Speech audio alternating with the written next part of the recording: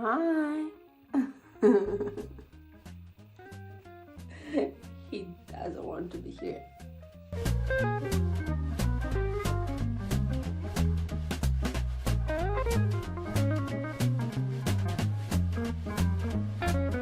That was Boo, and he's going to be 14 years old. 13 years old next February. He's an old fella. Hi, I'm Roxanne Miller, and I'm really happy to have you back on my channel. Plenty of things happened this week, and I'm going to tell you while I unwrap my groceries again. And I had to be really creative, and some of it is here. So I got water, because I always get water. Last night I've made banana bread.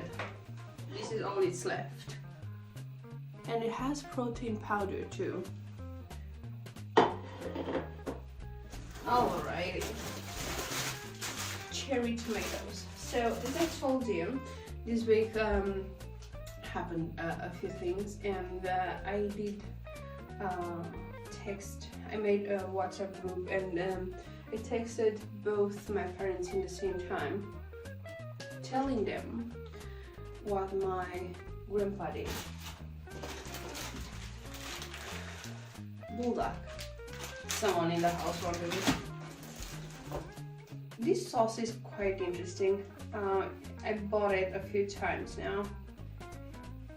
It has quite a few calories, but it's not like you're going to use 100 milligrams of it, and it lasts up to 3 months in the house. From time to time it works. Bacon. So I texted my parents that my grandpa touched me waffles, and I also mentioned the fact that there are lawsuits in Australia and in Norway, and it's one possible in France and one in Louisiana with the Jehovah's Witnesses.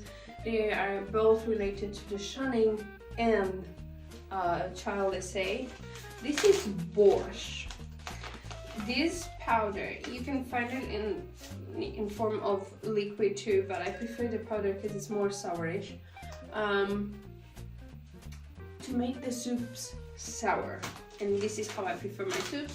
Funny enough, my sister likes them sweet. My mother liked them sour, and my father liked them sweet. And sometimes whenever I go to my sister's house,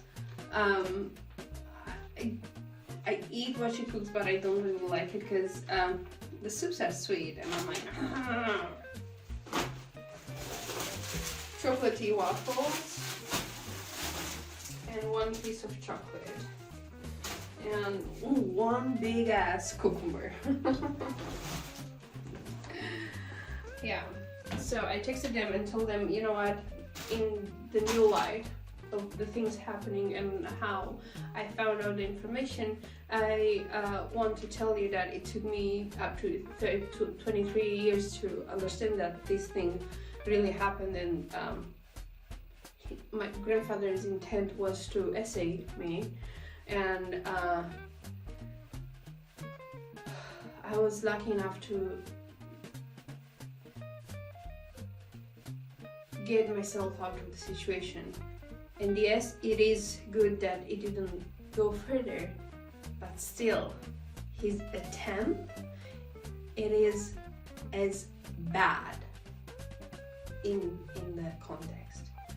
And then I didn't mention my cousin in this text, and then I screenshot that conversation and sent it to my sister. And she said, you know what, maybe I should have said something sooner too, because it happened to me too, and also with the cousin. And I was like, why? Like, in my head, the fact that he was only 5 years older than me, and I didn't think it as being as bad as it was actually. But in between him and my sister, it's 11 years. So it's bad.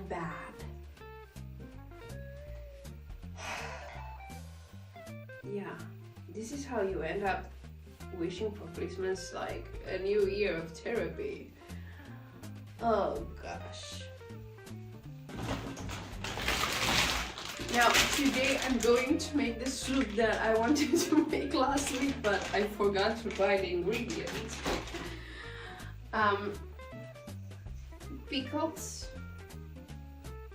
I wasn't a good Romanian girl this year and I did not make my pickles because last year we didn't eat too many and they went bad, and this year when I said I'm not gonna make them, we were eating like crazy. Bananas, of course. I got some sushi. We became nuts about sushi. I don't know how and why, but once a week it works. Lettuce. I do want salad so bad. Sour cream for the soup. Chicken drumsticks. Green onion for the salad.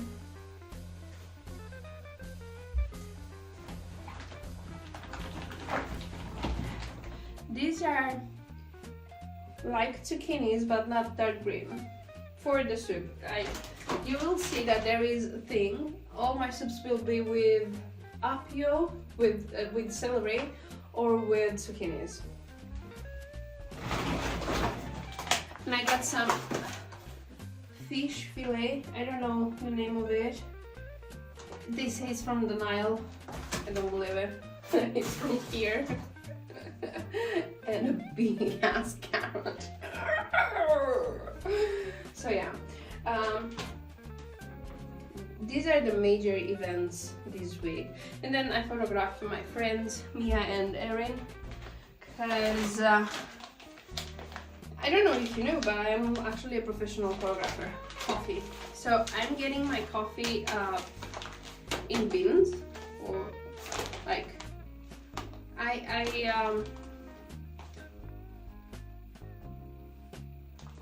how do you call it?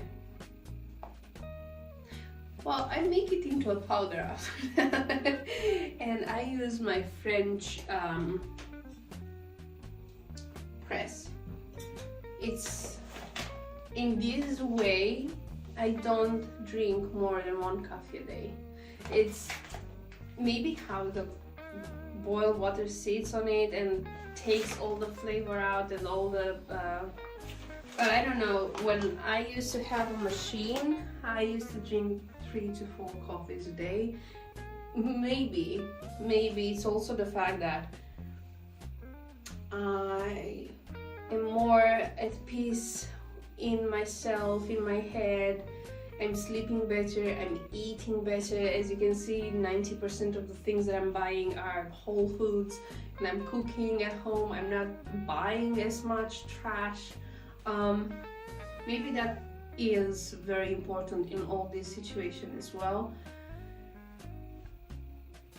And also I have found out that if I tell my brain, shut up, I need to do this now, shut up, it's shutting up.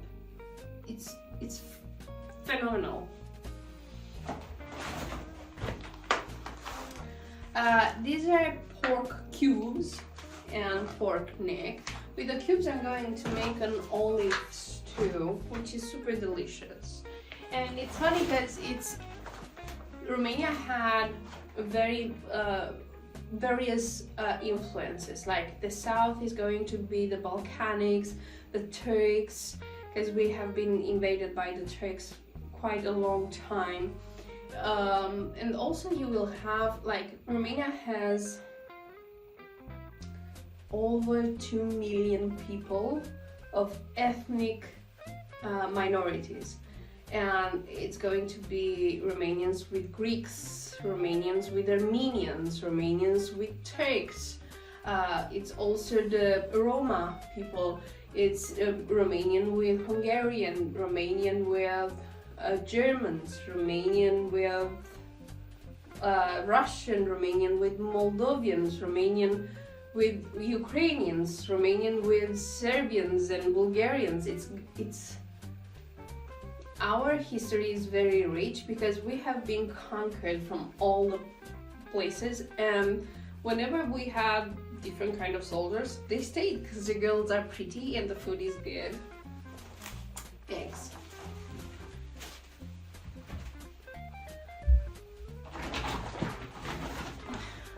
Greek yogurt, because I'm out. Tomato sauce juice for the olive stew. Butter, I never tried this one. I will see if it's any good. It's 83% fat. This is how I buy the butter. I don't like the 62. That one feels very watery. I don't like it. And this is a big piece of pork chest. It also has the skin, so I'm going to take it off and I'm going to chop it into small cubes and fry them up, and it's going to be really delicious. It's like bacon but not salty, not smoked, and it's filling. It's really delicious, and then I'm going to keep the lard to cook with it. So see, I'm teaching you Balkanic, Romanian, Eastern European tips and tricks on how to meal prep for the entire week while I'm telling you about my trauma. Isn't it that funny? What?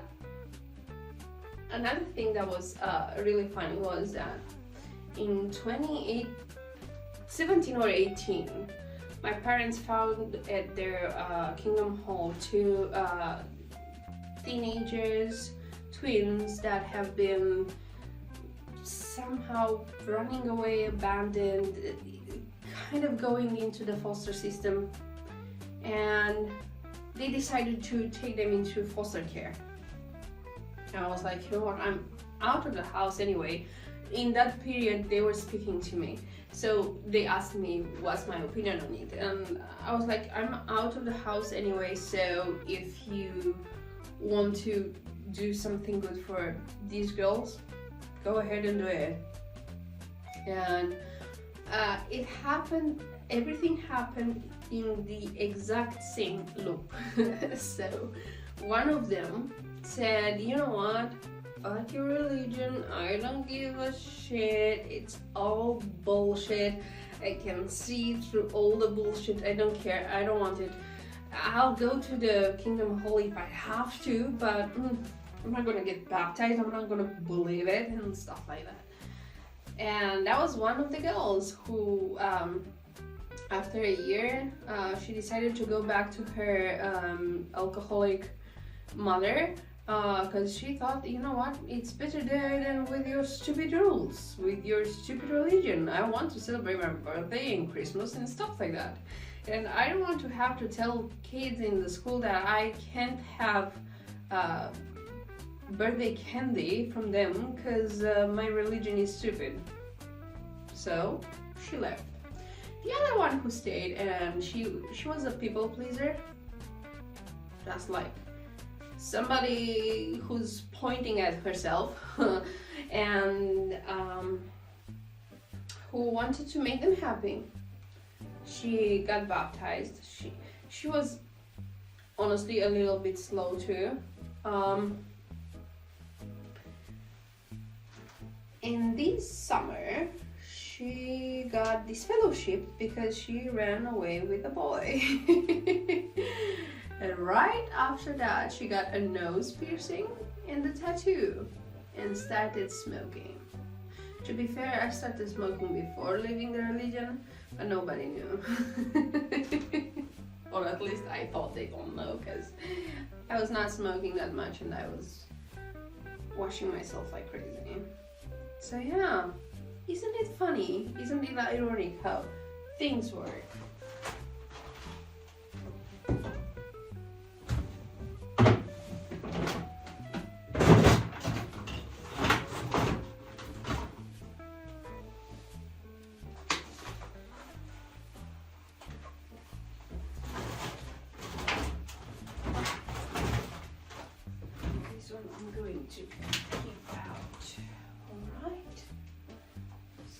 no, sour cream, I'll keep it out. Butter.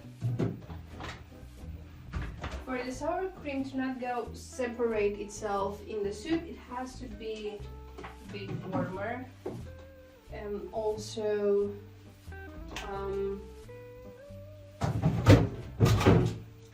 allow the soup to get a little bit colder.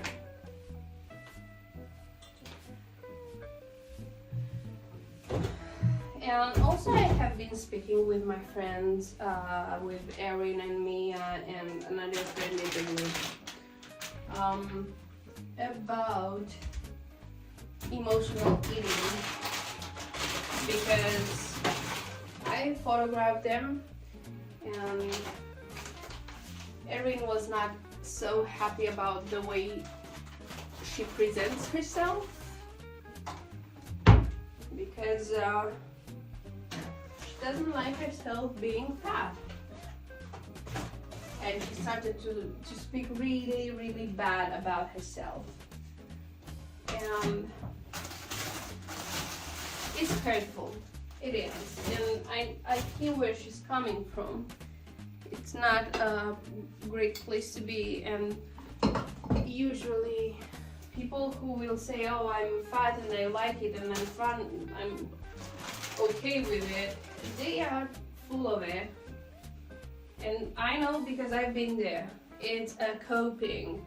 You're going to say you love yourself, and it's good to love yourself, because eventually when you finally love yourself, you will stop stuffing your mouth and you will start making better decisions.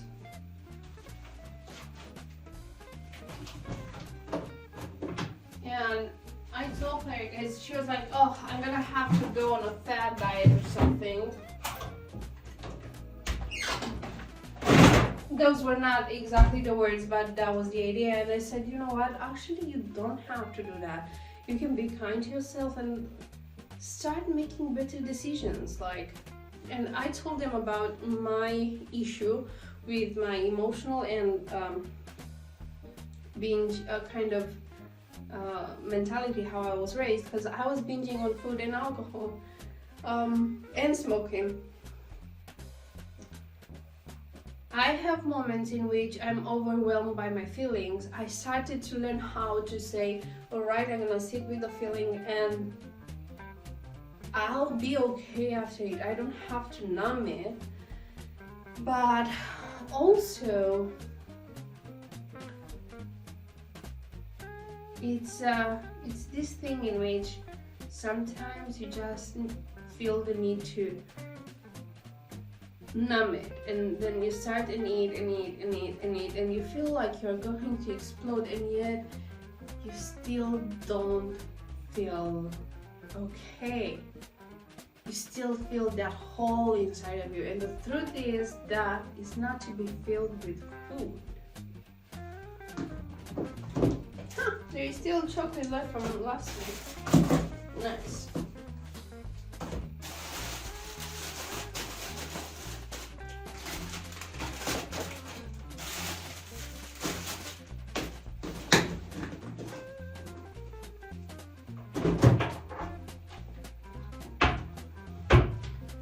So, in my point of view, it's really important to understand how and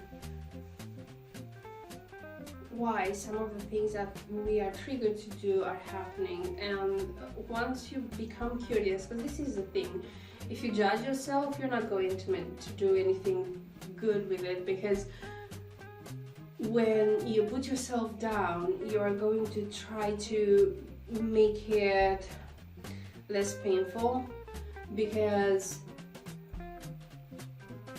all that internal dialogue, monologue is toxic, and it's not something that comes out of love. It comes from the way adults have been treating you in your childhood. And it's messed up, it really is, and it's painful, and it's hurtful, and it does no good to anybody. So whenever I go through the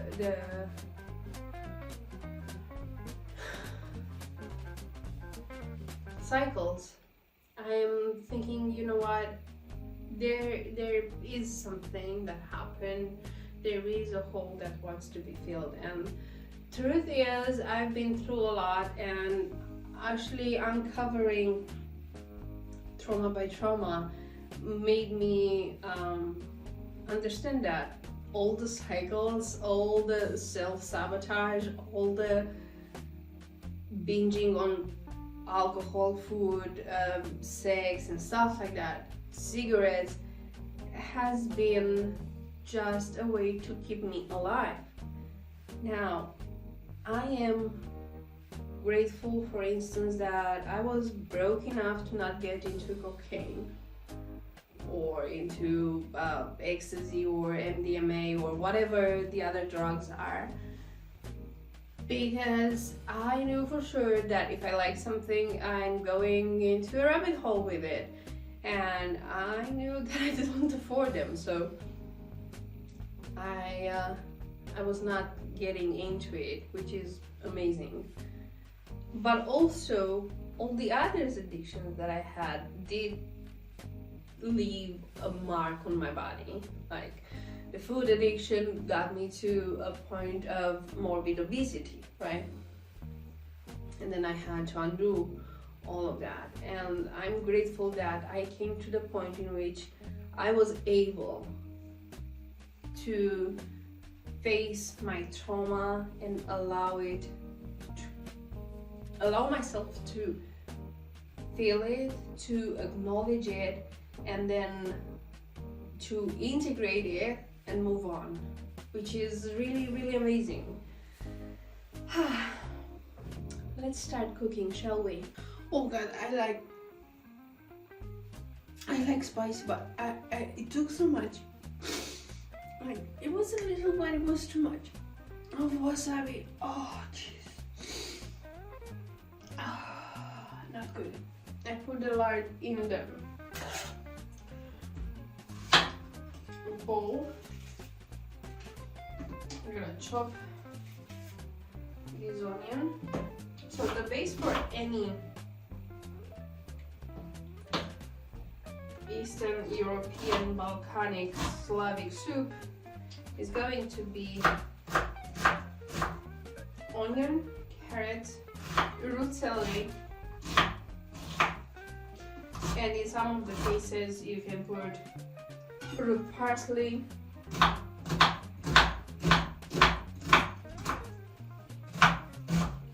and bell pepper. Depends on how many vegetables you want to use.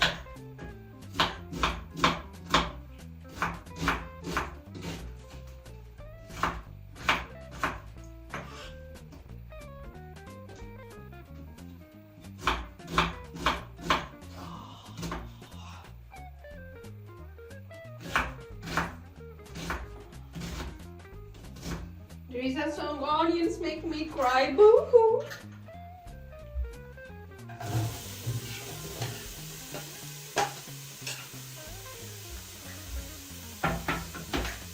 It's funny because it's so boo-hoo.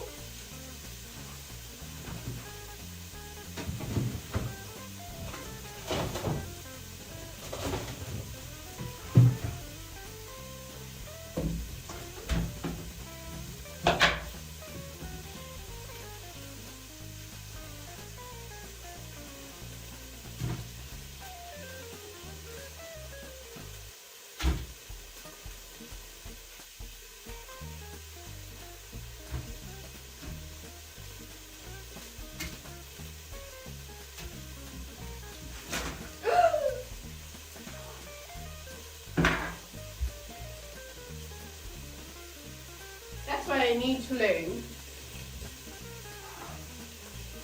To stop rushing.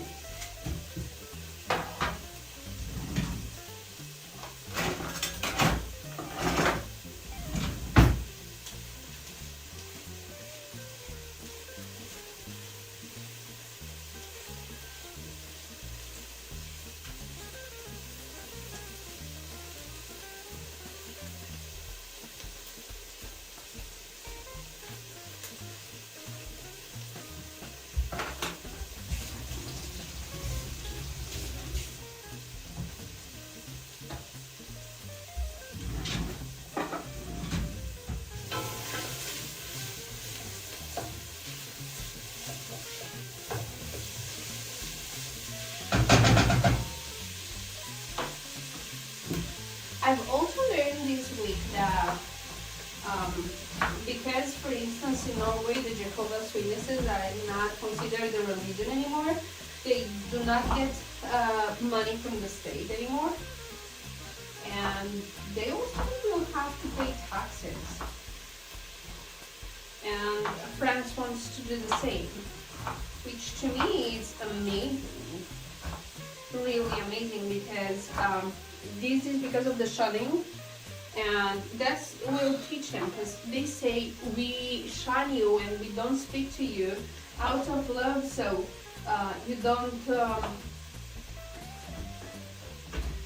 So basically, we manipulate you, we emotionally blackmail you, we emotionally abuse you, we take away your family, your friends, because if you are raised and born into Jehovah's Witnesses, most of the times you don't have friends outside the religion, because they do not see it as a good thing. You can be friends with whoever in the religion, but outside of the religion they have to be study buddies. Then you study with them the Bible.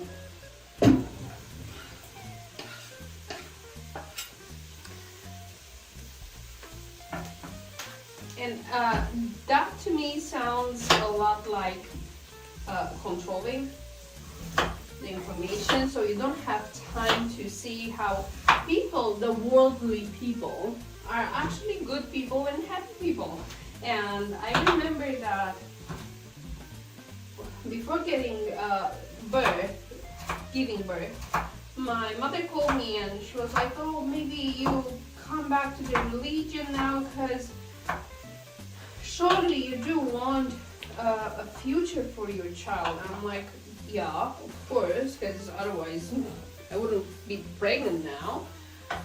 And she was like, yeah, but you know, Jehovah is going to give you the future and stuff like that. And I was like, dude, you cannot tell me that if I'm a good person that doesn't do harm on intention, because I might harm people, but it's not my intent, right? You cannot tell me that in the Armageddon, good people are going to die just because they are not Jehovah's Witnesses, but SAers are going to survive and go to paradise because they are Jehovah's Witnesses. But I didn't say that then, I'm thinking it now. But my point of view was like, if you are a bad person,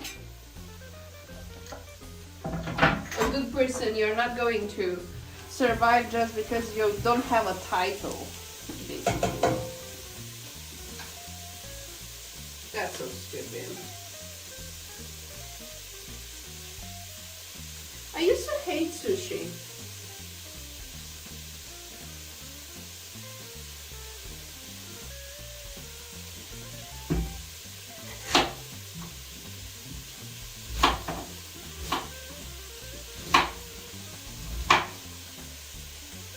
Maybe because it didn't taste like McDonald's and KFC. I need to stop from time to time the filming, because otherwise it's going to take months for the phone to process, because I'm filming with the phone and I'm filming with the cinematic mode, so yeah.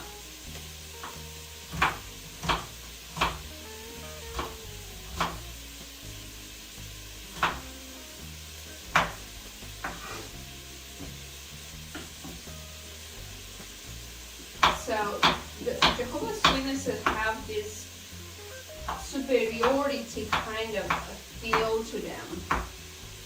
It's in everybody else is going to die, everybody else is a sinner. You learn from a very early age that you are imperfect, that you are not worthy, that you are not good of anything. Like, there is a verse, yeah, it's something like, when you've done all your possible, understand that you're a good for nothing slave. Like, at what point enough is enough? At what point? And there was this thing that plenty of people were encouraged to not go to school, because in the new kingdom, in paradise, there will be needed people who will do hard labor, not doctors. I mean, who's gonna cure the sick if the sickness is not there still, right? So yeah, but it seems like when money are involved for the governing body, they can play with the rules for a while. Like they did have Christmas up until the 30s. They were allowed to smoke for a while, and then they started to stop all these things. But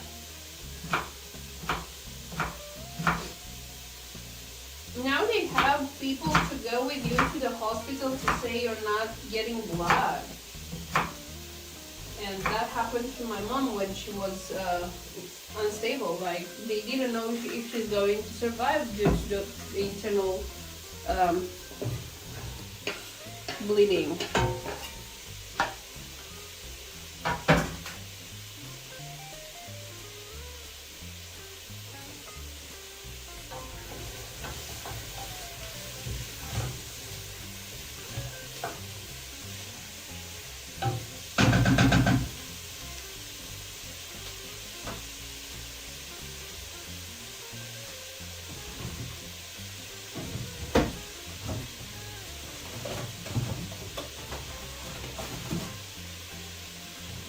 Now I'll chop the zucchini. This soup, it's a 4-liter,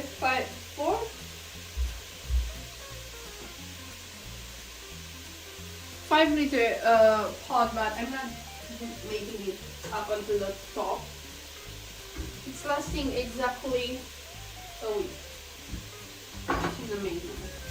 Like, for lunch, I don't have to worry the entire week.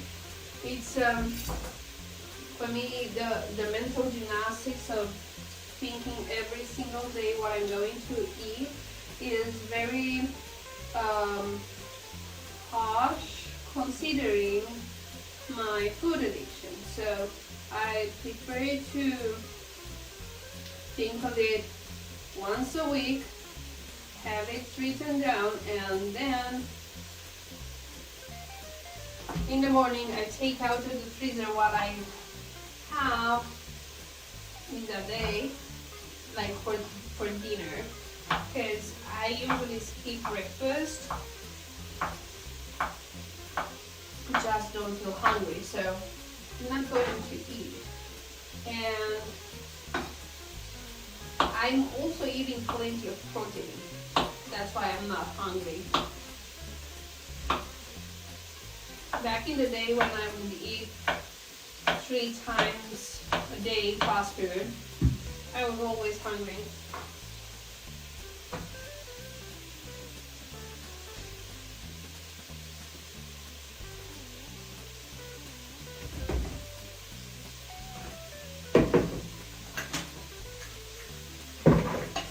And tonight is going to be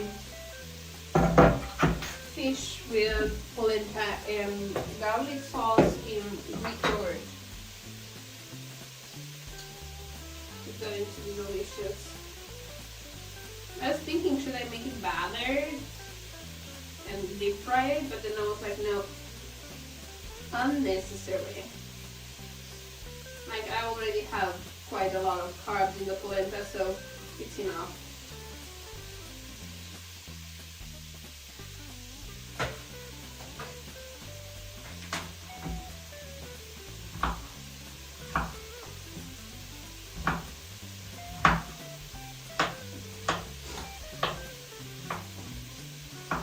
Today I went to vote. The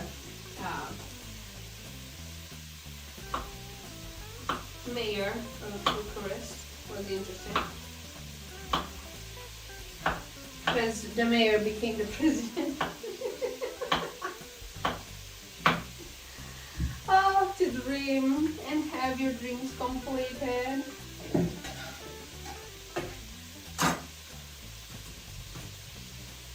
have your dreams come true.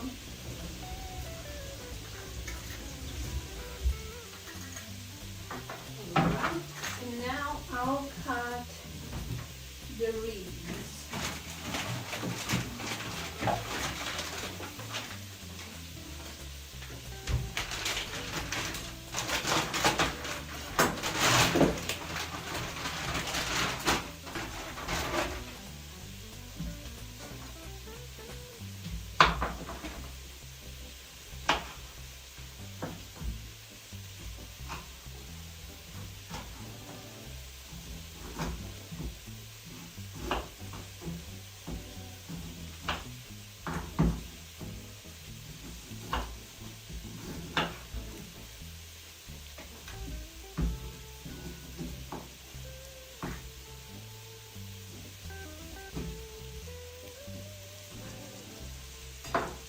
I'll put them with the veggies to fry a little bit.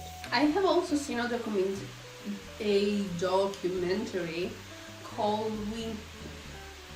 Witness Underground, and it was about a congregation that had plenty of youth there who were playing in rock bands. They were not playing religious rock, because that's a no-no. And they had also a studio to record them. They had some sort of festivals, and they were like, it's going to be mentioned in the description. It's Witness Underground. It's quite interesting, but that's an exception, because usually rock, metal, and almost any kind of music, it's frowned upon. It's not like people don't listen to music, but the lyrics have to be really tame. The rhythm and everything, like for instance, when I said I'm listening to rock, they said that it's demonic music.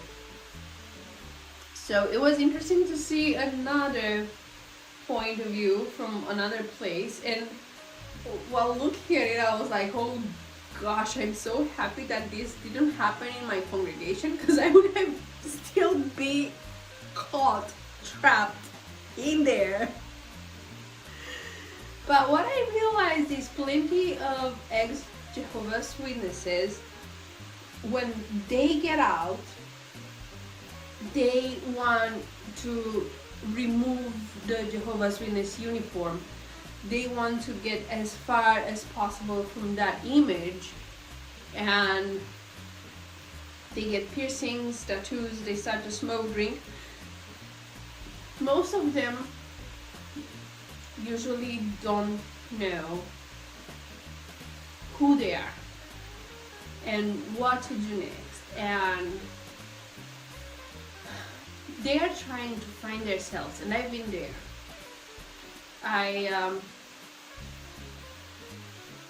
When I left home, I didn't have any support from my parents, so I went from being a high school girl to being an adult who has to pay for everything. So I knew for sure that a salary from McDonald's wouldn't cover any of my costs, because life in Bucharest is quite expensive, and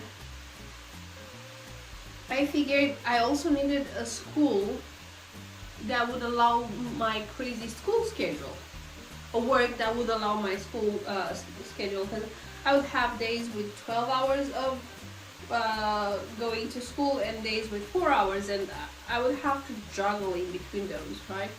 So I decided to go and try a camp studio, and that's how I got into adult entertainment. To me, it seemed so obscene and so decadent and so alluring, like it was moth to the flame. And I went to the first interview, and that was a mixed studio, like couples, girls, boys, which is eventually became illegal. And for me, the idea of I am sitting here at this desk interviewing, and behind me there are people who are doing naughty things. You know, I felt like breathing for the first time. I felt like, oh my god, this is the type of energy where I belong. But I did go to another interview, and that's where I got hired. And of course, like any good girlfriend, I did ask my boyfriend what he thinks about the idea and how we would navigate it and stuff like that. And he told me, you know what, you are free to do whatever you want to do, but promise me, if you're not going to like it, you're not going to stay. Because he knew very well how it is like to work in something that you hate. And with creatives, it's even more difficult to stay in a situation that kills you inside, literally. And I went there, and somehow, for the first time, I felt like I wanted to feel my entire life. I felt like a star on the scene, because I wanted to go. I mean, I was in acting university, and my dream was to become a star. But with Jehovah's Witnesses, they tame that. They take that out of you. They don't want you to shine too bright. They want you to stay small and humble. They don't want you to have too much money nor too much free time. They want you to not have time to question things, and perhaps these things are going to change for a little bit, because I've seen that they now encourage people to go to school, to university. Perhaps they figured out that if people make more money, they will make more money, because you know, people will donate more money. And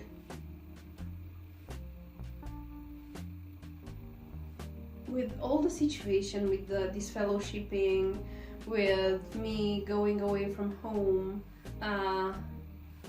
my parents not speaking to me for like 6-7 months, they didn't know if I was alive or not.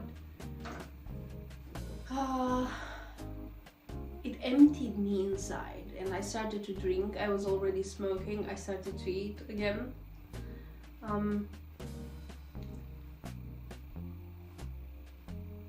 I became so numb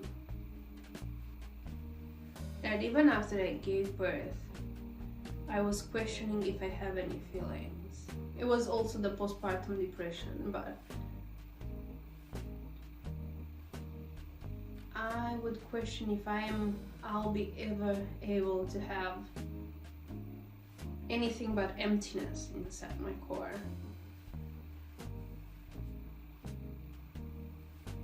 Because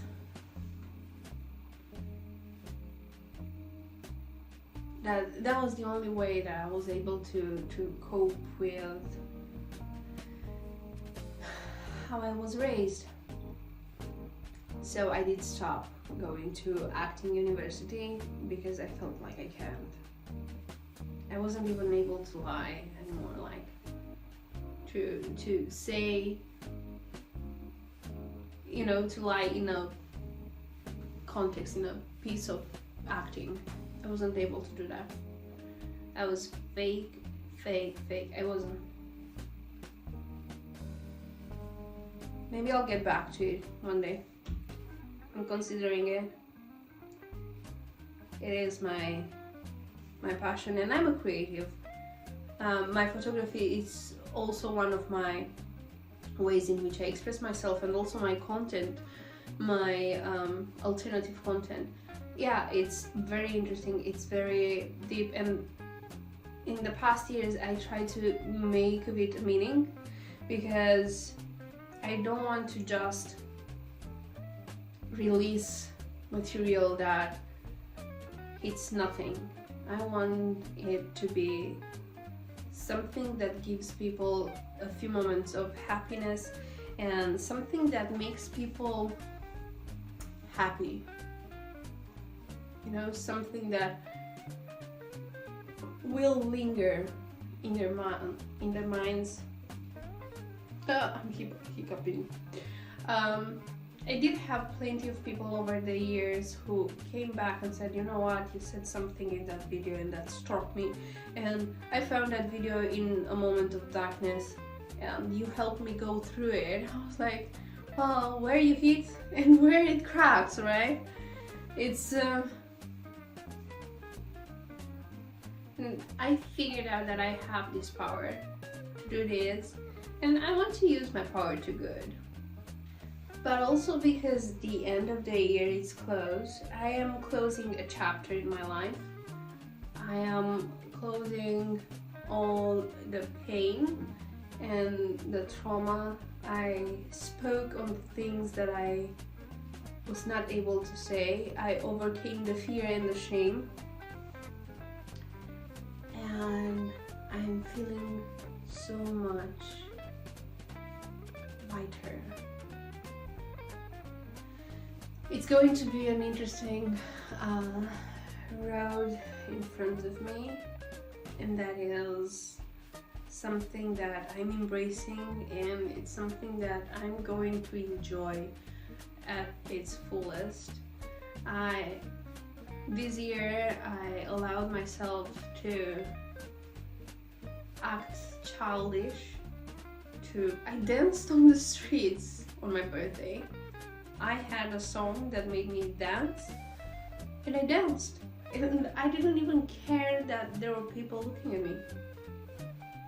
I felt like dancing, and I danced. I became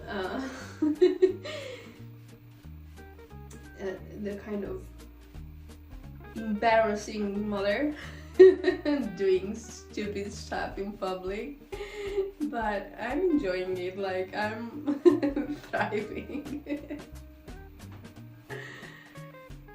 And I allowed myself to feel. This year I have had like 5 beers and a few shots on 24th of January, then 1 glass of wine at Easter, and then 4 beers in the summer once. And it's been over 6 months now that I have had 0 alcohol, and I'm really happy that I allow myself to go through life without numbing. And also I'm really happy to have said to the people that I used to go out with, and okay, we can go out, but I'm not going to drink. I'm going to have water or some soda or some lemonade, or I went to a website party, one of the websites I work with, and I went and asked for a virgin jugo, which it's beyond sweet. Like, it's sugar with sugar with sugar and a little bit of sparkling water. But I do like the taste of jugo. I didn't want the alcohol. Usually the Prosecco tames the sweetness, but it was really, really sweet. Like, I had 3 or 4 glasses of water after that. And yeah, people laughed at me, and even the bartender was like, oh my god, what is that? Why would you ask for a virgin jugo? And I was like, well, I don't drink anymore. I am not the person who drinks. And to be honest, I did like that dizziness because it was numbing, but I hated the hangovers. And I heard the hangovers actually are some sort of withdrawal, and that's why you feel so sick. Yeah, felt sick 50% of my 20s because that's how much time I spent in hangover. Yeah, well, it's been a lot. In my 20s also, my sister had cancer. My father was close to getting cirrhosis. But then I realized that I cannot save anybody. I can only save myself, and I can only take care of myself. I cannot take care of everybody else who doesn't allow me to. And it's not my job anymore, which is relieving. It's freedom. And yes, it's true, when you lose everything, that's when you're free. And that's how I felt when I texted that to my parents. Even if they change the rules from the Jehovah's Witnesses with the shoning, I cannot trust my mother to have a relationship with her. My father never believed. He talked to me all this time when mother was not around, because she can be very mean.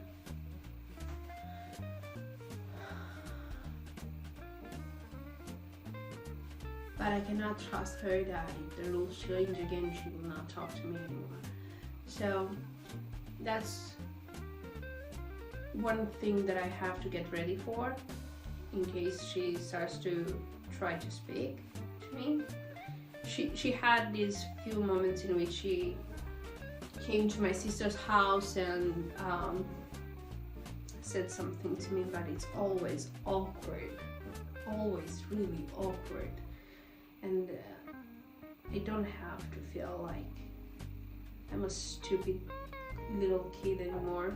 Like, I'm a freaking grown up. So yeah, that's one thing that I will work on.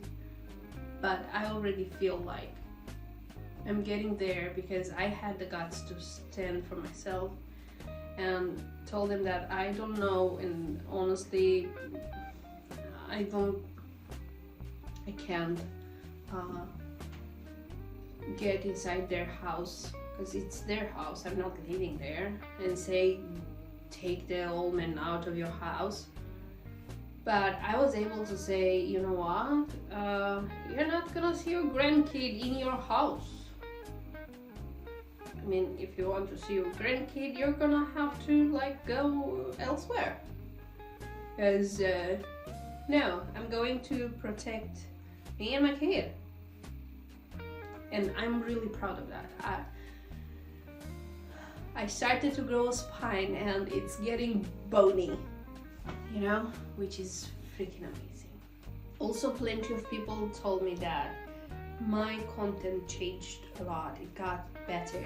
And in the past, I would think, oh, I don't have that outfit, I don't have that light, I don't have that camera, I don't have that type of microphone, I don't have that and that and that and that. And I would look for reasons outside of myself for which my videos were not good. When in reality, I have seen videos that had poor visual quality, but they were really good because the person inside of them was really good. So basically, it's never about the things you don't have. It's what you do with what you have, here and outside. And I did have things outside of myself, but here I didn't have many. So my content changed a lot. Yeah, of course, I do aim to get to a better video quality. I do aim to have good light. I do aim to have good microphone and visual quality and stuff like that. But I came to the conclusion that the most important thing is how you're getting the things out and why.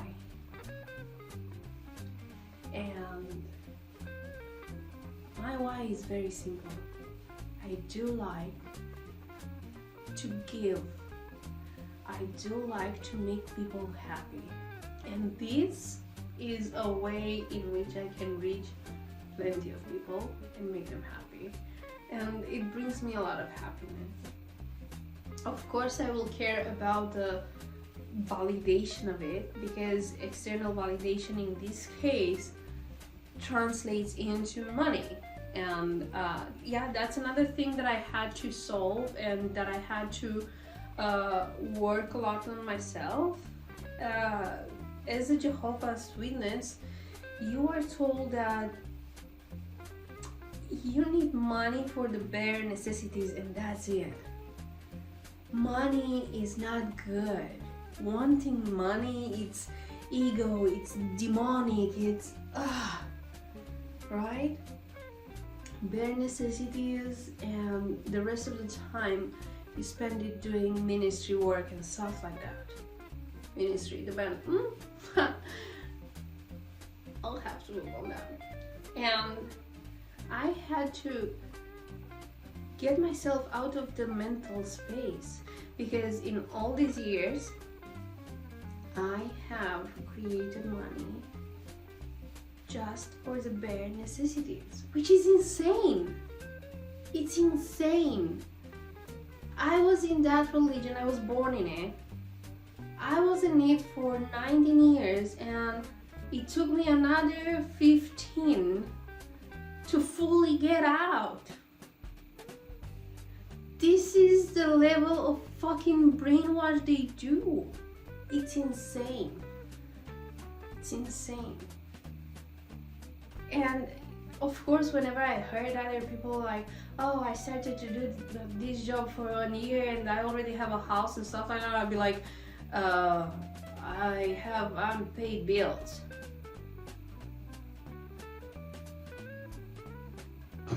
This is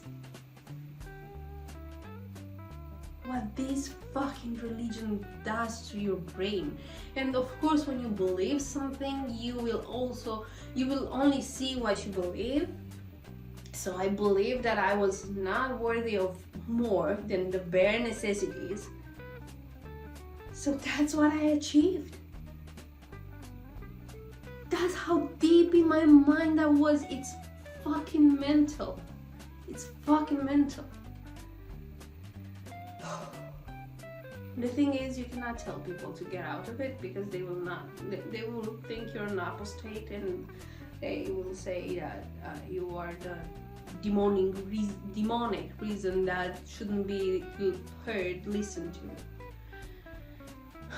After I sent that message to my parents, my father called, and I told him that I think he only stayed inside the religion because of fear. Because if he wants out, he's going to be rejected by mom. And then I told him that I actually never believed. Because at the Kingdom Hall, everybody was happy, big smiles. Oh, sister, oh, brother, oh. And then at home, everybody was a disaster. In my home, there was alcoholism, because all my grandparents had issues with alcohol. My grandmother was biting my father when she was younger, and then she would lock me in the closet saying, if you're going to ask for more food, I'm going to call the boogeyman and he would eat you up. My grandfather, the other grandfather, beating my grandmother, abusing alcohol, having underage prostitutes, and then tried to touch me and my sister and my cousin, and all of that.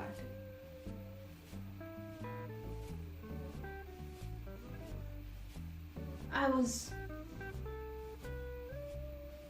was not eating it out. I knew for sure that if in our house, which was, our family was not one of the best seen families in the congregation or whatever, so like not the very active families, so I knew it was not happening only in my house. I had that gut feeling. But I told Dad that I got baptized to get Mom and Grandma off my back, and also to gain Mom's trust. And he said, you shouldn't have gotten baptized. I was like, well, shit happens. And he apologized for being a shitty father. I was like, well, you had your own trauma that you didn't process, so you started to numb it. And then he said, you know, if I wouldn't have been a drunk, I would have been there to protect you. And I was like, oh, now it's, can you do something to change the situation now? Do it now. Work on yourself, forgive yourself. I don't hate you. But it's not something that I'm going to make better for you, as in tell you that you weren't, because you were. Like, now this is the second phone. It might sound different, look different, but alright. So then my father said, you know what, I wanted you to have a happier, better life than we did. And I was like, well, in plenty of points, yeah, we did. We did have a better life. It doesn't mean it wasn't fucked up, but yeah, well, I told him I don't have any resentment. It was hard, it was traumatic, but I cannot have it be a part of every single decision anymore. I have to take ownership of my life, and I am taking ownership of my life, and I'm making better decisions for myself. Am I going to fuck up as a parent? For sure. For sure. Do I want it? No. I'm sure my parents didn't want to fuck us up, but that's how it ended up. What I wanted and decided when I got pregnant was to break the cycle of trauma. Like, I've never hit my child. So that was basically part of how it all started, because I had to learn how to communicate without overpowering a tiny human being, which is it is an interesting process, especially when you have been educated with the belt, the what do you call it, the little wooden thingy, and then I had axe would handle, shovel would handle, nettles. Yeah, I've had nettles all over my legs. Yeah, quite interesting childhood. But I am in the point now where I am able to speak about these things, because I know that there are people in the world who have been through similar things or much worse, and it's really nice to know that there is somebody in the world that understands how it feels. It is messed up, it is difficult, it is all the low energy kind of things, but once you start to get out of that, you discover in yourself an immense power. And I've realized that all the people that I've admired through my life have been through such shit, which is really rare. So yeah, remember this: when you've lost everything, that's when you're free. It's amazing.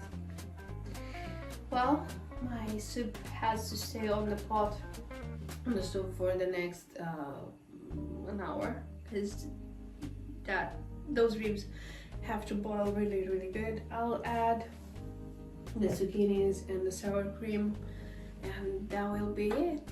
That's going to be the soup, and it's going to be delicious and nourishing. And I'll see you at the next one. take good care of you, take good care of your soul. And if you like this video, I would love to hear from you down in the comments. And yeah, like, share, subscribe, all these things, because they help my channel a lot. Thank you very much, and remember, there is life after the kingdom holds Jehovah's Witnesses. Bye.